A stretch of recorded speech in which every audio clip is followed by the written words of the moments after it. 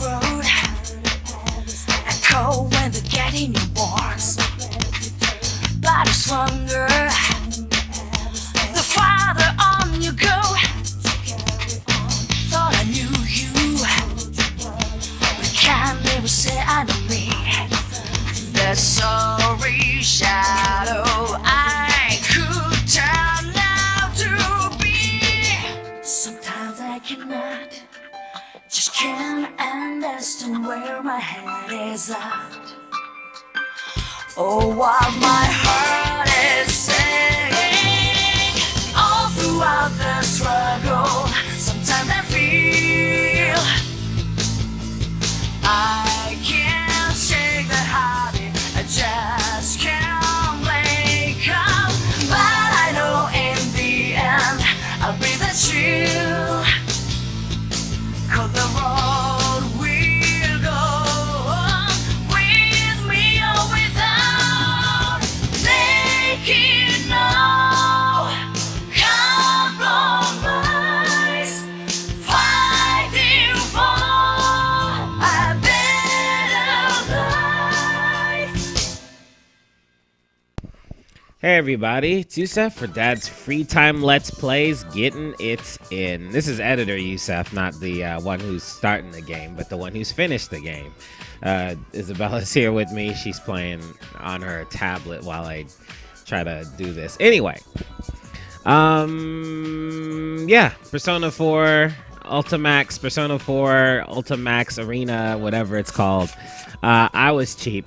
I bought the Japanese version because it was cheaper and I can play Japanese games. All PlayStation 3s are region free, and that's music to my ears.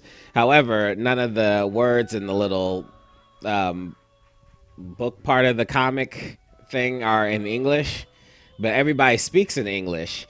So I found that with the first one, I got tired of reading all the extra stuff, and then I just took them out in the editing room, which took me a long time. So I'm not gonna do that this time. I'm just gonna roll on through, and I doubt we'll miss anything important. Yeah, we won't. Anyway, this game starts with the Persona 4 characters, and then when you beat that, the Persona 3 characters show up. And I think that I'm just gonna do it straight in order instead of mixing it up and try to keep them in chronological order with all the characters together. I'm going to just change it up. I'll probably do a video game plot summary, thus I will put those together in the video game plot summary. Since you guys like the Persona 3 one so much, then I'll definitely do this one. But of course I'll do Persona 4 Arena, the regular one, first. And someday I'll do Persona 4, the actual game. I got like 2 versions of it. But anyway, one of which is actually signed by one of the voice actors, and I like that. I think it's really cool. Took me a second to recognize the signature though. Anyway, let's go ahead and move on to the game.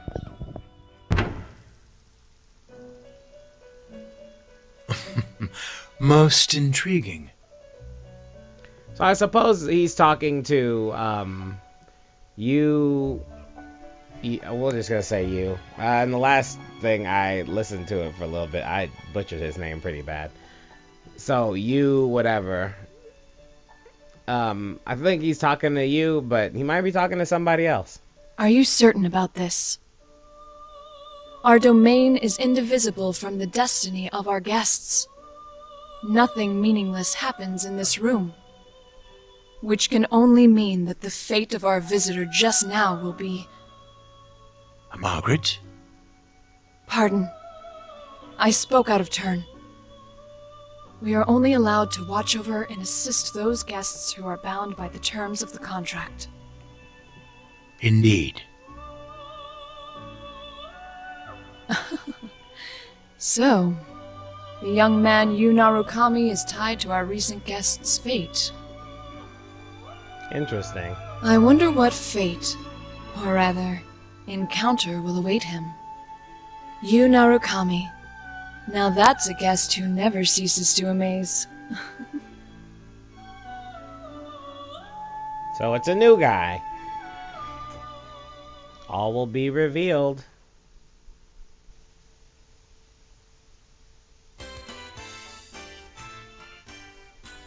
Oh, okay, so for those of you who don't know, that was the Velvet Room. The personas are based on tarot cards or whatever. There's usually some sort of crazy event that happens, and the Velvet Room pulls in a special person who has a certain skill to call forth more than one persona, which nobody else has. They grant them the power and the tarot card of the Fool, right? And this person forges a bunch of friendships or whatever in order to strengthen themselves for the upcoming apocalypse or whatever. This group here made an investigation team after some murders happened in their area, so that's where we're at. The last Persona Arena, everybody got sucked in to the well, I'll go ahead and keep going. I had a hunch this was gonna happen. Well, your hunch isn't getting us anywhere. What are we supposed to do? There's not a single open seat. That's just how it goes at Junes during Golden Week. And on Children's Day at that. If it wasn't this busy, we'd be out of business by now. Today's Children's Day? Huh? I should have brought Nanako. That's what you're worried about? Yo, Senpai! I got us some seats. Alright, that's Kanji Tatsumi. He's the bruiser, and he likes frilly things. He's kinda gay, but they never really said he was gay. He also looked gay for a second because he started to fall in love with one of the other members that looked like a boy but was actually a girl. Ooh, good job, Kanji! That is Yosuke. That's pretty impressive, Kanji, especially for you. That is Teddy. He's from the other dimension. Damn it, Ted! Leave the especially for you part out next time. So Teddy was part of the other dimension in Persona, and it turned out that he was able to move from that dimension into the real world. So he donned a different outfit in order for him to not look very conspicuous. But he looks like some 8-year-old boy. It's funny. All right, break it up. No fighting, guys. That is Chie, and she is Chie Satanaka. She's a stick in the mud. I mean, all the women in this anime are a stick in the mud. She's a stick in the mud tomboy who likes to fight. Has a hitting bag in her room and does a whole bunch of kung fu martial arts stuff. Everybody tries to say she's kind of a tomboy. She also thinks she's fat, but you know, I don't know what fat is by Asian standards. I'm not Asian. Let's go, Yukun. That is Yukiko Amagi. Her parents own a hotel in the area, and she works there all the time. But yeah, apparently she's really pretty because she's got long hair, I guess, and people think that she's pretty. Whatever. Right.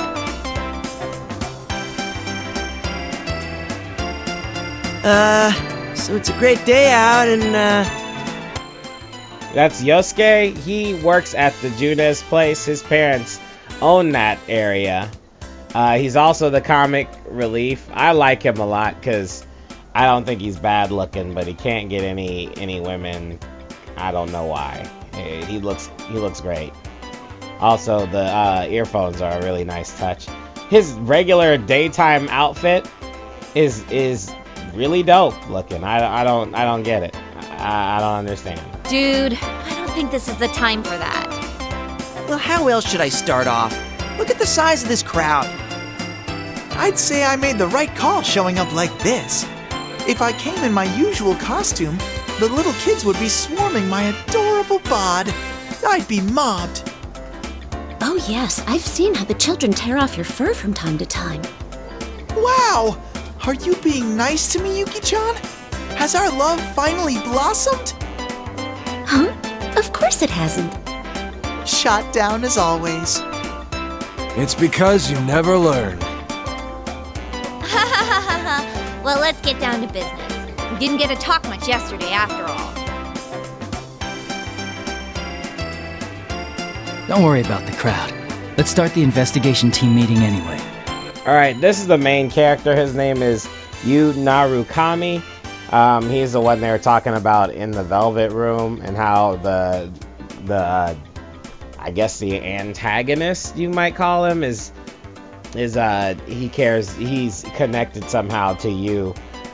Yu's parents, they frequently go on trips because they're business people, and his uncle and cousin, a little girl, live in this small city, and he had been shipped there for a semester, and the events of Persona Arena, he came back just for a little vacation, just to visit everybody, and that's when he got caught up in the Persona Arena shtick. Yeah, though we are missing 2 people. It's just not the same without our full roster of pretty girls. Oh, not only Rise-chan, but Nao-chan couldn't be here either. Rise, or I like to call her Rise, Rise. She is a pop star singer who was hiding as a normal student in this small town. She also has the powers to telepathically connect all of the people together. Fuka has the same powers in Persona 3. She's the, she's just a psychic, whatever. Well, it's not like the other day, where we just lost contact with Rise. Mm-hmm. She seems really busy. She said she had work during the holidays, too. At least we got to talk to her yesterday. Yeah, Nato-kun's job is keeping her busy too. I guess it's the same old for them. Naoto is, first looked like a little boy. Then it was revealed that it was a girl with big boobs that was tying her breasts down so that she could look like a boy. She's like a junior detective, and she's really good because she comes from a family where her father's a really good detective. And I think her brother died, I'm not quite sure, but she wants to be taken seriously, so she dresses like a boy so they don't treat her like a girl. And for a long time, Kanji thought he was turning gay because he was really attracted to Naoto, even though she looked like a man. And when it was revealed that she was a girl, he was like, "Oh, thank God, I'm not gay," which is funny. Naoto-kun knew things about what happened that not even we did. Apparently, she knew about Mitsuru-san and her friends from the start. Thanks to her, though, we got some good information. Well then, let's get everyone up to speed on what happened using that info. What was it that started it all? Midnight Channel again, I guess. The Midnight Channel is the way these people find out who's in trouble is they sit up at the midnight. They sit up and watch this channel, and at midnight it plays a video, and they know what kind of adventure they're going on after that. It'll show somebody being trapped there. The last time the Midnight Channel came on, it showed that all of them were in this fighting situation. I thought I was dreaming for a good chunk of it, so it's not really hitting me.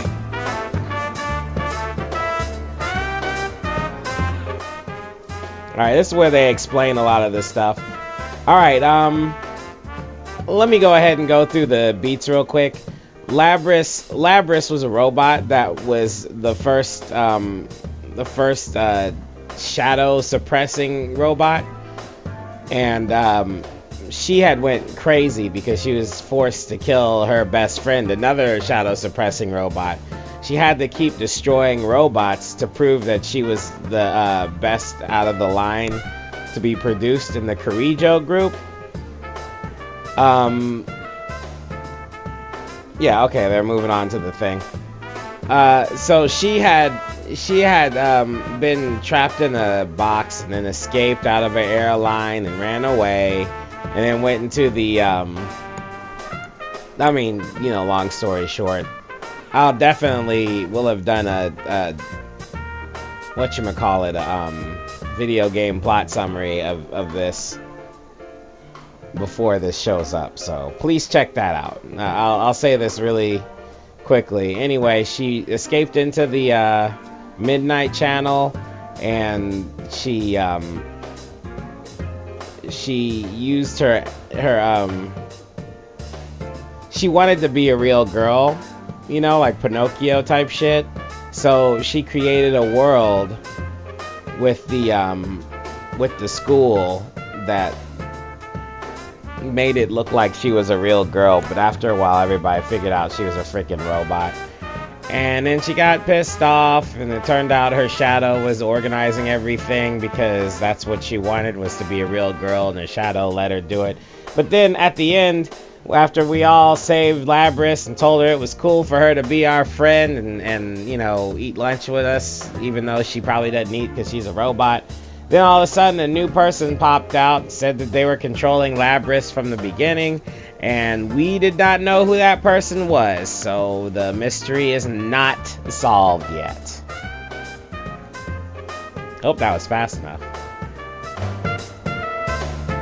So who exactly was it that put Labris inside the TV? And why? At first, I thought the culprit was jealous of my popularity and tried to break us friends up. But that wasn't it. Their goal was to disrupt our hearts by making us fight each other, and then steal our personas after they returned to being shadows. That is true. The members of Persona 4, they got caught in this area because they saw it on the Midnight Channel. They went in to investigate, and it turned out they were being forced to fight each other because there was an illusion that the people were more upset than they were normally. That is a horrible outfit. Either wear the running jacket and no vest or no suit coat, or wear the damn suit coat with no jogging suit. But don't do both, man. You, come on. Anyway,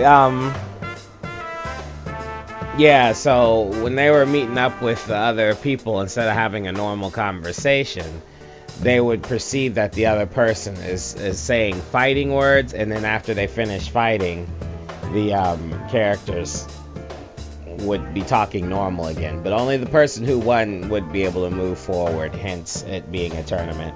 Naoto said as much too. I don't know. Turning them back to shadows and stealing them. That doesn't sound like something just anyone can pull off. That's a memeable face, isn't it? Maybe not, but we know for certain that the culprit was using that method to try and gather powerful shadows.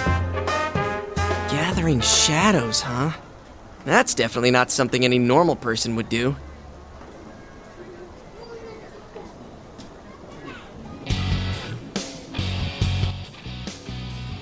I think we talked about all of this, all about the tournament and everything.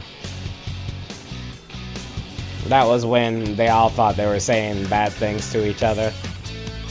Then when they got to the end, they found out that that Labris' shadow is behind everything. He's a big ass monster. That is the Kirijo group. They had actually, well, let me rephrase that. I played this game before I played Persona 3. It's come to my attention that those people in the picture are all the members of the Persona team, and they were part of C's, the special extra. I never can remember what it stands for, what that acronym stands for. And the person running it was Mitsudo Kirijo, who owned the group, and or she owned she owned the company. That's her in the bottom right corner. Labris is on the left. Aegis is another shadow suppressant weapon. She's in the middle with her hands on her knees. And I think that's Fuka? I don't know.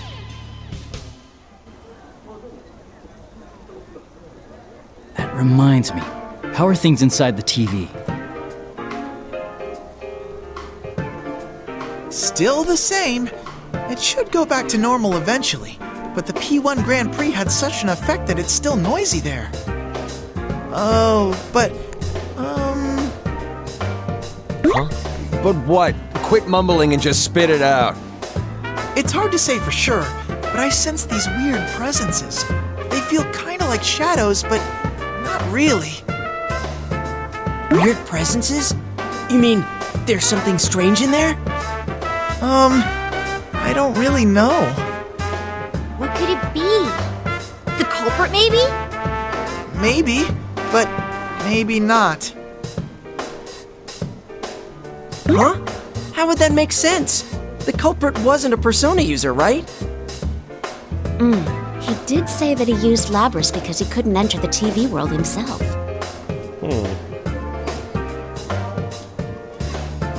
So, wouldn't that mean this weird thing Ted's talking about can't be our bad guy? Or maybe the culprit can shove people into a TV even though he's not a Persona user. There's one more thing that bothers me. What is it? It's something Naoto said.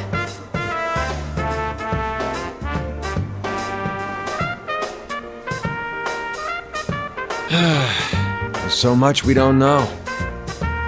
I guess we won't get to know what Naoto said.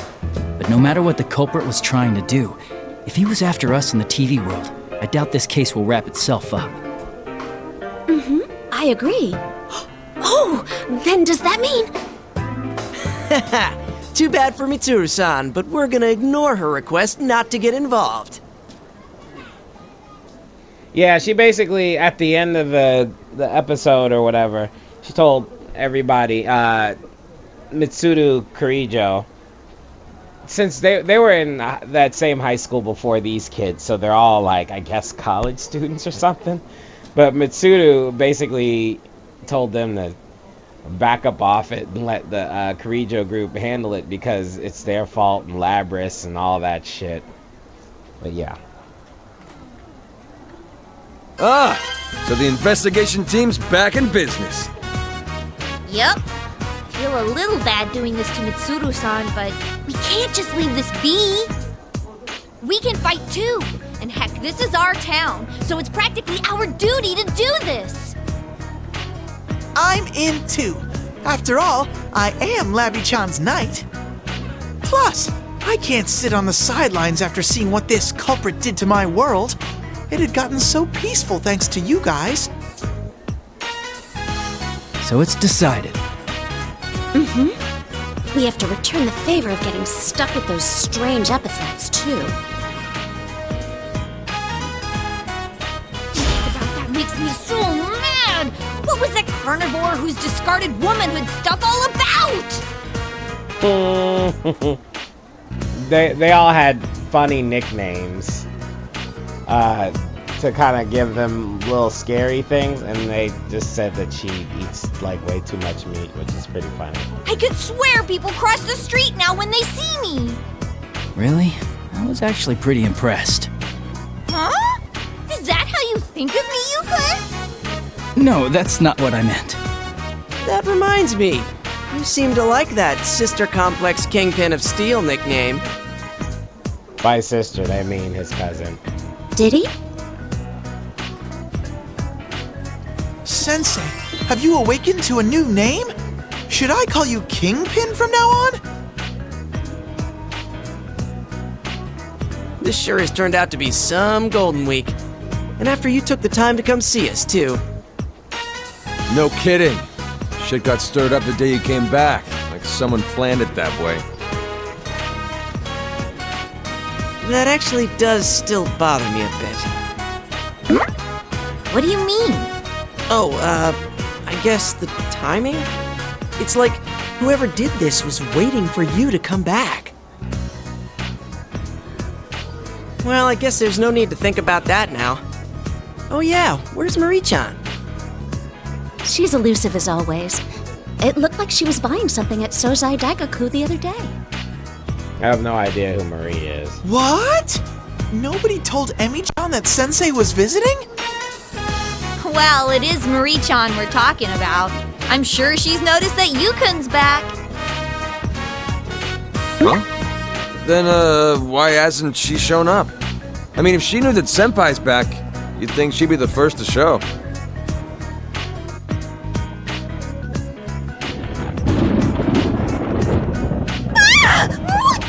Where'd that lightning come from all of a sudden?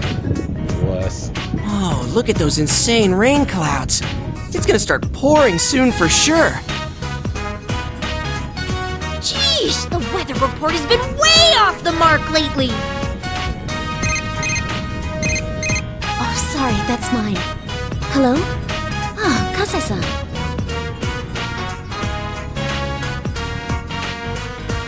That reminds me, Labris is a robot, right? Would she rust if she got caught out in the rain? Nah, I doubt it. The Kirijo group developed her after all, and they wouldn't be that cheap. Mid-chan's group sure is amazing. Her stuff is way better than Junes brand electronics. Shut up! And don't go dissing your own employer. Labris is with Mitsuru-san and her friends, right? And what? Oops. Don't worry, I'm sure she's doing fine. If all goes well, we'll see her again in no time. Yeah, you're right. Man, I should stop being such a worrywart.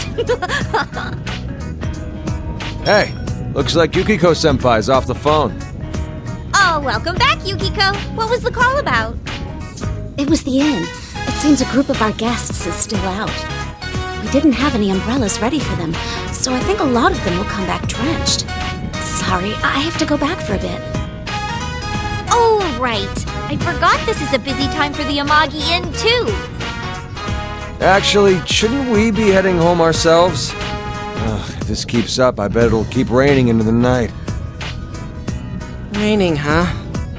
That thing's not gonna come on again, is it?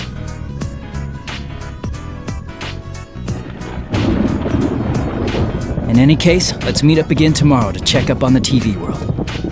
Okay, I'll see you all here tomorrow. And I'll make sure to let Rise-chan know, too. I'll call up Naoto-kun, though I don't know yet if she'll be able to make it. Cool deal. Well, see you guys tomorrow. What do you think, Yosuke, about the timing of all of this? Oh, that. I don't know, I might be overthinking this, but... if the culprit happens to know you, would that give some hint of who it might be? Is it possible that it could be Adachi? Adachi-san? I have no idea who Adachi is either. No, it wouldn't be him. He has a persona. Oh, yeah, good point. Sorry, I wasn't trying to weird you out.